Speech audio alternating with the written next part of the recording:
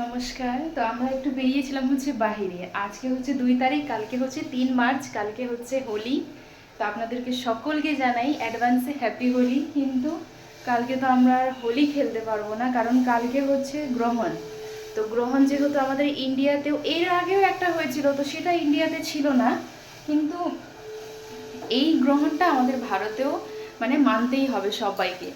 তো কালকে ঠাকুরকেও ভাবছি দেব না রং, একবারে পরশু দিনকেই ঠাকুরকেও দিব, আর একটু ভোগ বানিয়েও দিব কিছু। তো আপনারা কারা কারা হোলি খেলছেন কালকে আমাকে কমেন্টে অবশ্যই জানাবেন, আর আমার তরফ থেকে হ্যাপি হোলি। আমরা কালকে তো খেলবো না গ্রহণের জন্যই, যেহেতু গ্রহণ মানতে হবে।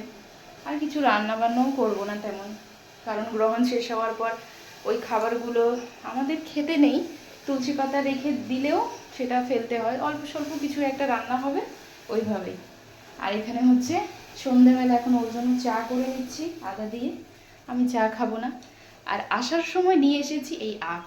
এতদিন ধরে আমার না আখ খেতে মন চাচ্ছিল, দেখুন। আর এই আখটা বাজার থেকে নয়, আখের রস যিনারা বিক্রি করে, আজকে তো কালকে তো হোলি, কলেজের বাইরে এখন এগুলো বিক্রি হচ্ছে জুস। তো জুস খাওয়া অতটা ভালো না, তো এটা নিয়ে এসেছি।